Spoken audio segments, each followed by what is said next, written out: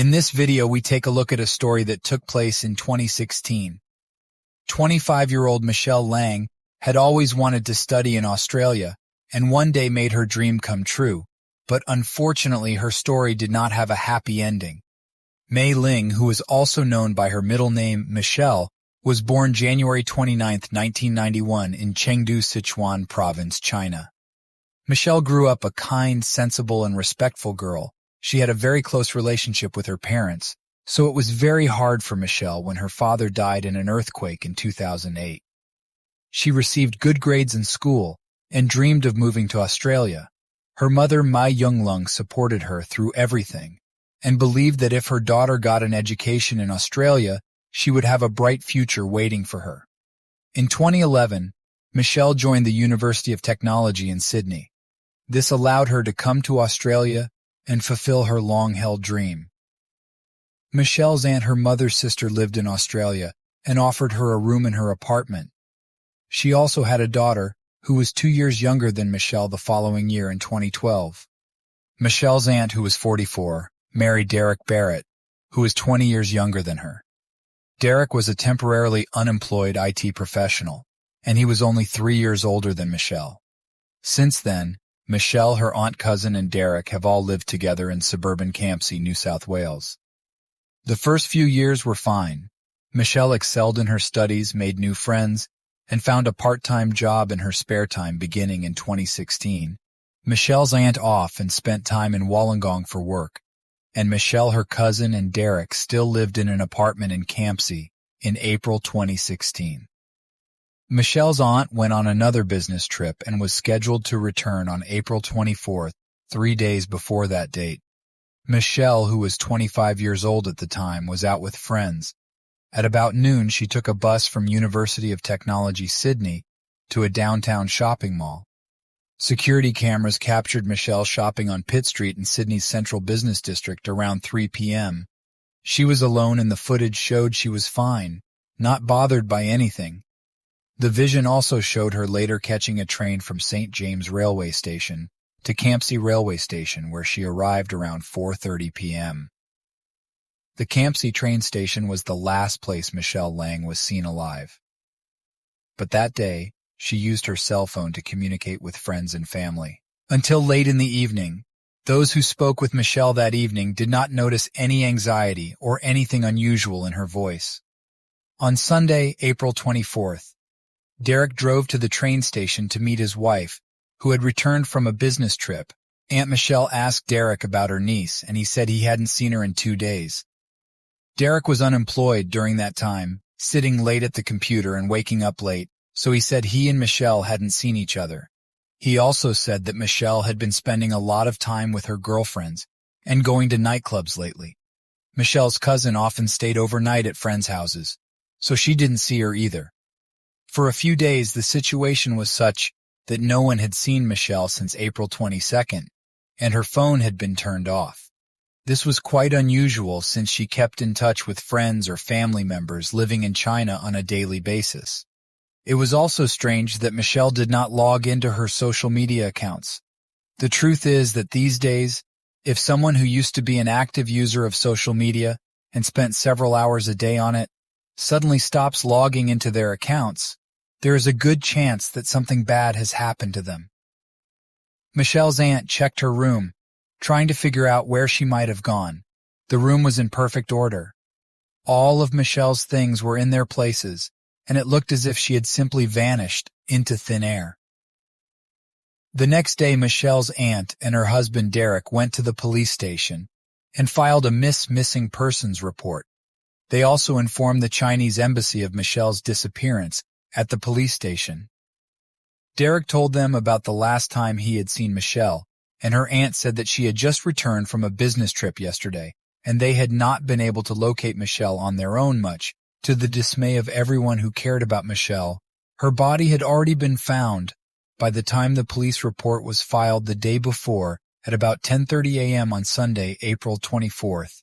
Several people called the police to report seeing a body floating in the water near Snapper Point, that's about 80 miles from Campsie.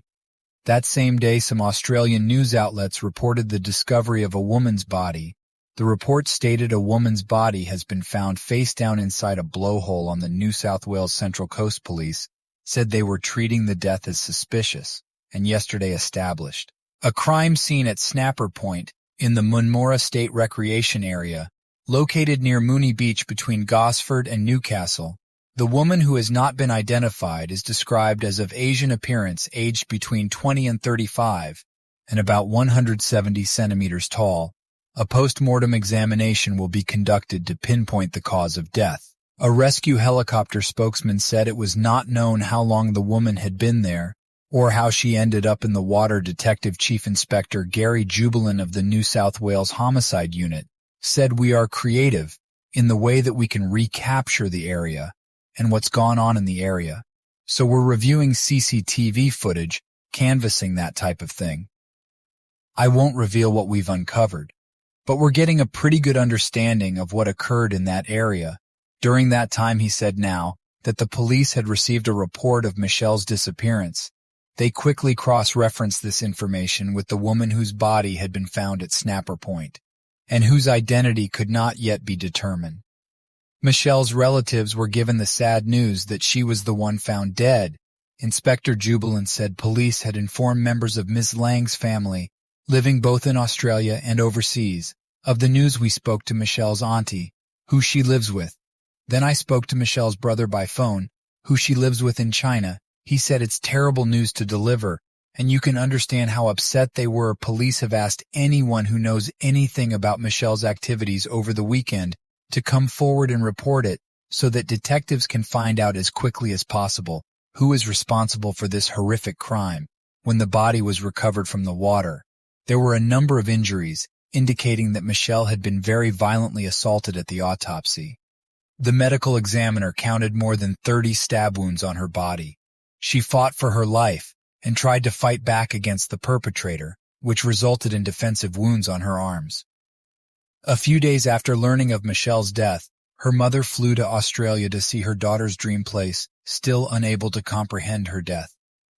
"We even today still cannot accept the fact that she has left us, and we are still in great suffering." Ms. Jiang said, "The time when Meng Mei and I lived happily with each other will never come back." She said, "You can never imagine how painful it is to me. The saddest thing in life is losing someone you deeply love while investigating the case." The detective interviewed Michelle's aunt and her husband, since it was in their apartment that she lived, and they knew her best. Derek said that the last time he saw Michelle was on the evening of Thursday, April 21st.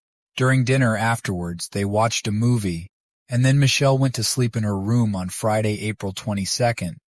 When he woke up, Michelle was no longer home. He woke up late, so it was not unusual for her to have already left. According to him, when he went to bed, Michelle had not yet returned, so he thought she was out somewhere having fun with friends. The next day he woke up late again, and Michelle was still missing. He didn't know if she was coming home, so he texted her, asking where she was and if she was okay. But the text went unread. Michelle's aunt had nothing to say because she was on a business trip. Still, some Australian media also report that Michelle's aunt told the detective that she checked Michelle's Facebook correspondence on her laptop and learned that her niece had recently dated an Australian guy, and said tellingly, "I've seen pictures and he has golden hair, pale skin, and fierce eyes." Therefore, the police assumed that Michelle had gone on a date with a man she had met online. However, that version was soon pushed to the back burner. In fact, investigators already had a suspect involved in Michelle Leng's death. Derek Barrett was the last person to see her alive.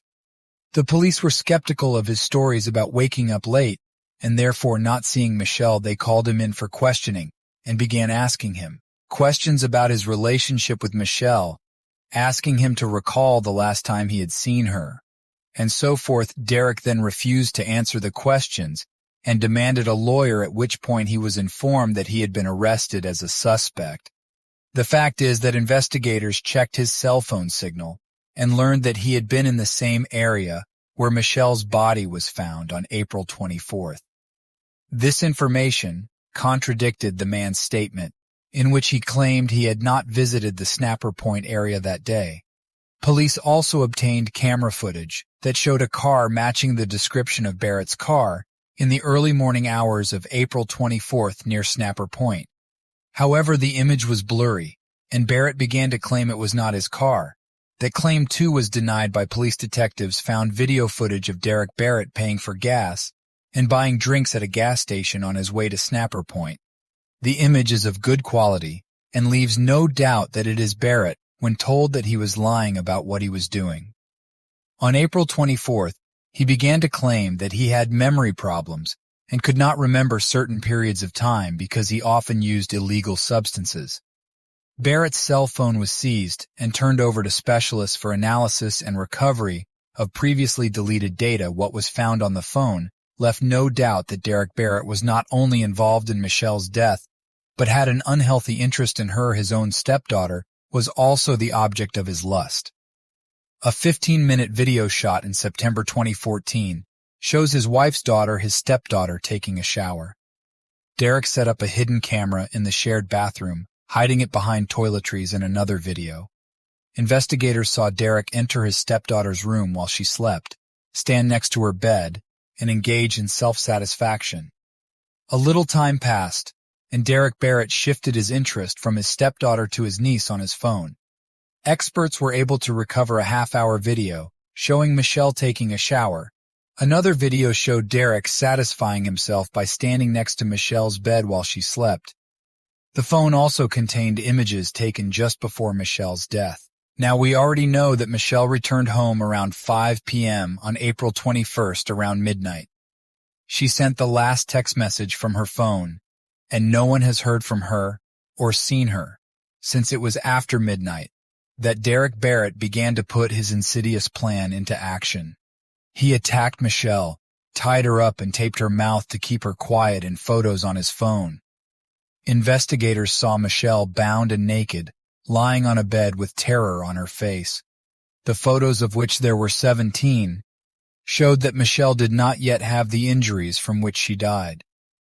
The last picture Derek took was around 8 a.m. on April 22nd, at which time Michelle was alive at about 4 p.m. That same day, Derek's stepdaughter returned home. The young woman was unaware that her cousin was lying tied up in the next room when questioned by investigators. About that day, she said she had been home for about 3 hours before she left again. She did not hear Michelle call for help. Experts were unable to determine the exact time of death, so it is not known if Michelle was alive at the time, but it is known for sure that she was still in the apartment for the entire 3 hours she was home. Derek was in the bathroom with the shower on the next day, April 23rd. Derek left the apartment 4 times to take out trash bags. This was caught on surveillance cameras. Supposedly, Michelle was already dead by this time, and Derek was cleaning the house.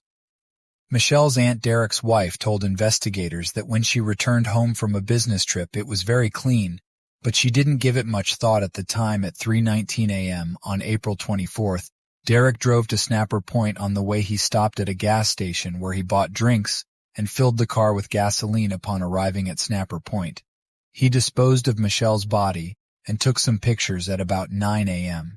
An hour and a half later, police received a report from eyewitnesses who saw the body in the water. Derek visited his parents in the meantime, who did not notice anything out of the ordinary in his behavior, and then returned home to Campsie. Derek Barrett was indicted on 27 counts, including charges of unlawful imprisonment, secret videotaping, and taking the life of Michelle Leng. It is worth pointing out in particular that he was not charged with soliciting for lustful purposes. Like many criminals, Derek began to complain about a difficult childhood, being bullied at school and the like. Somehow some people believe that a difficult childhood can be an excuse for their abusive actions. The trial began in October 2017. The psychiatrist who examined Derek concluded that he could be held fully responsible for his actions. A psychiatrist testified that Barrett told him, "I lost everything because of a stupid weekend." Derek wrote a letter apologizing to his wife and Michelle's family, specifically stating, "No words can begin to describe the emotional pain I have caused to you and the family. I can only imagine what you must be going through from your loss every moment of my life. I wish I could go back in time and take back that day that has caused so much pain. I let my own problems spill into the family home, and they paid dearly. As a result, all I can do in some small way is to commit my life to trying to make up for what I have done in any way possible in the mother's translated victim impact statement. Tam Mei Jong asked the judge to sentence this vicious, rapist, malicious torturer and cold-hearted murderer to life imprisonment in April 2016. The death of Meng Mei had brought great pain to my whole family, and I, a single mom trying to support her daughter, who was an international student in Sydney. She said my healthy mother was in such grief that she too passed away, not long after receiving the news of Meng Mei's death. This double tragedy dealt such heavy blows to my family that we are still in irrevocable suffering till date, faced with multiple charges. Derek Barrett pleaded guilty in December 2017. He was sentenced to 46 years in prison, with the possibility of parole after 34 years and 6 months. Barrett sat with his head down during his sentencing and barely reacted. He was supposed to be eligible for parole in 2050, but circumstances changed. Detective Gary Jubilin addressed the media outside court, welcoming the lengthy sentence. The courts have recognized the seriousness of the offense by the sentence that was handed down on Mr. Barrett. He said, "From an investigative point of view, it is satisfying that we've got justice. But there is no joy in a matter like this. It's just an extremely sad case." Michelle's family asked the judge to sentence Barrett to life in prison, so they were not satisfied with the sentence. The story doesn't end there. However, another event occurred that put Barrett back in the courtroom and caused further suffering for Michelle's family. 4 years after the crime, a woman found a USB drive in the hands of her elderly mother who suffered from dementia. The elderly woman was not related to Derek Barrett and lived about 6 miles from where he lived before his arrest in 2016. Because of her memory problems, she couldn't remember where she got the USB drive, and to this day, it remains a mystery. Her daughter decided to insert the flash drive into her computer to view its contents. The video she saw shocked her, and she immediately called the police. Investigators identified Derek Barrett, who repeatedly gratified his desire and treated Michelle not as a person, but as an object in the videos. The footage was taken on the 22nd and 23rd of April 2016. Ms. Leng's personal integrity was cruelly defiled by an offender who took pleasure in hurting, humiliating, and degrading her. The police statement said the discovery of the new videos was reported to Michelle's mother. This caused her further distress, and she said when the police informed her of the contents of the videos, she began to faint. Barrett set up 2 video cameras in Michelle's room to record what he would do from different angles. Supreme Court Justice Helen Wilson, who gave Barrett's original maximum sentence of 46 years, told the court that had she known the full extent of his crimes in 2017, she would have sentenced him to life in prison. Judge Wilson described the disgusting details of the 9 videos found on the USB drive. A compilation of the videos provided by police was about 60 minutes long, she said, and began with Barrett entering Ms. Leng's bedroom. Plainly, she was both shocked and alarmed by his entry into her bedroom, and did not want him there.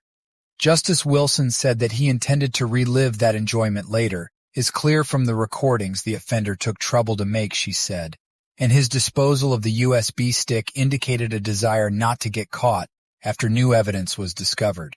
Derek Barrett was charged with carnal abuse of Michelle Leng. Barrett pleaded guilty and did not make any statements in March 2021. He was sentenced to an additional 20 years in prison. Unfortunately, however, both of his sentences will be served concurrently.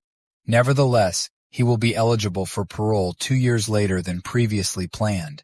He will be released from prison no earlier than October 27, 2052.